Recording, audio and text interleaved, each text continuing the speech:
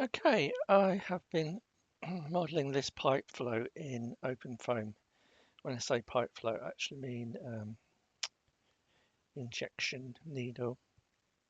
Um, so I found a test case which has got this nice O mesh for a pipe flow.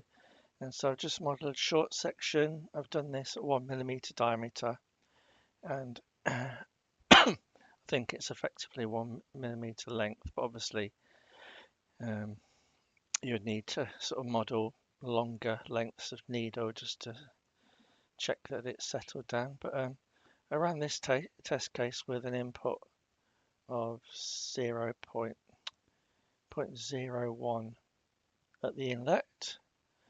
That's the inlet, and then by the time it gets to the outlet, um, the velocity profile has become a bit more parabolic, so it might need to be run a bit longer. But you can put a line across there to sort of look at the velocity profile. And yeah, so it shows you the viscosity as well, because we're putting this relationship for the power law. So if I change this to 1, or maybe something like that, so you can see that the viscosity is not constant. I've got a power law relationship for the viscosity. So the peak viscosity is at the center where there's zero stress, and then you've got this what you call shear thinning towards the outside, where the stress increases and then the viscosity drops.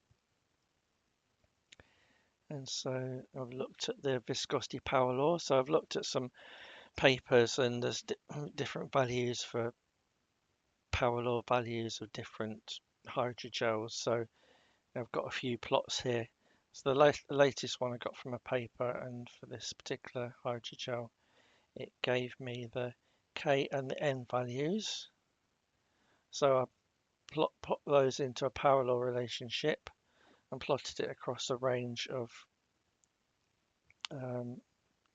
it says shear stress there, but that should actually be strain rate. That is viscosity versus strain rate. That's what it should be anyway.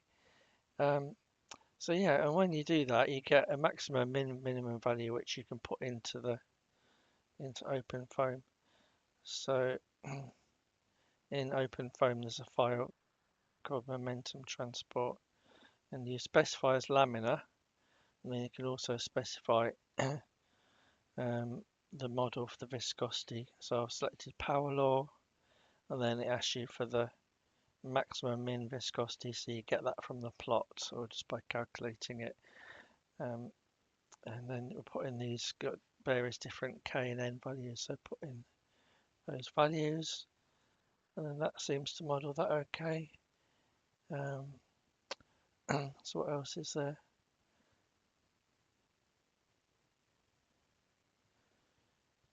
Going to viscosity power law.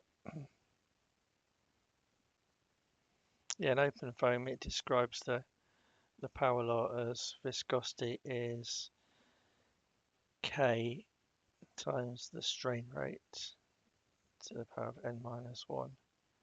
So this is basically just stress equals viscosity times strain. And then it's been rearranged for viscosity. So strain rate is just your velocity gradient, and stress is just the shear stress. So it's quite a simple relationship.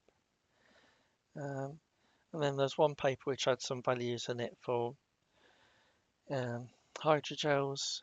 So we don't use the density because that's assumed constant, but it gives you different values for K and N. And then there's another paper that gave a different values for K and N.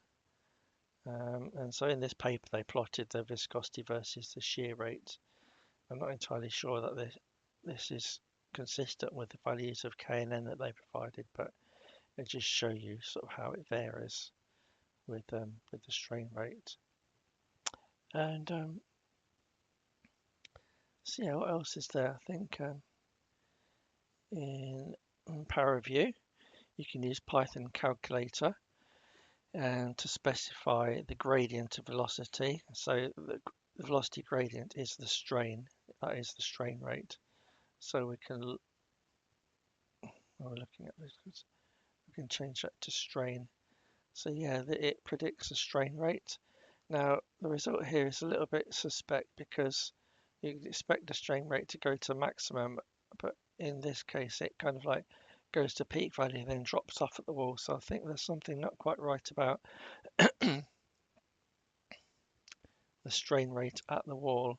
So that needs a little bit of further investigation.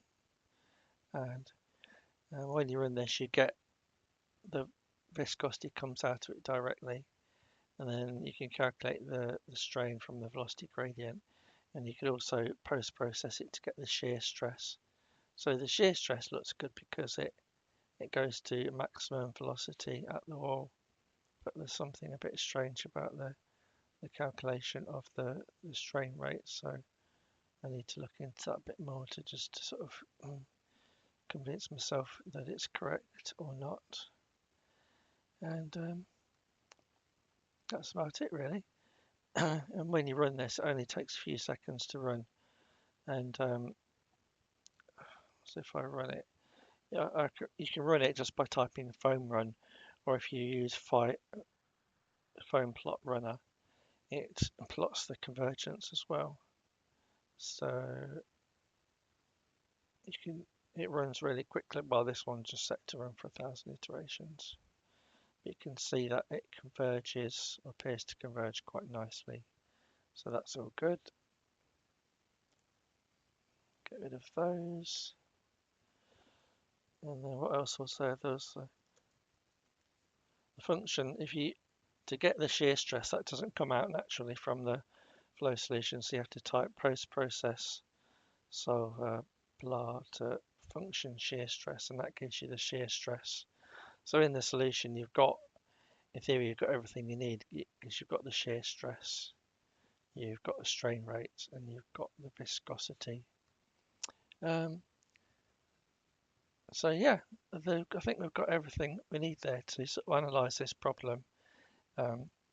Could change the diameter of the needle, could change the length of the needle, you could rerun it with different power law coefficients and look at all sorts of things. So the only thing that I need to do at the moment is to figure out why this strain rate value is a bit suspect. But I posted something on CFD online to look into that. And so yeah, that's about it. That's where I've got to.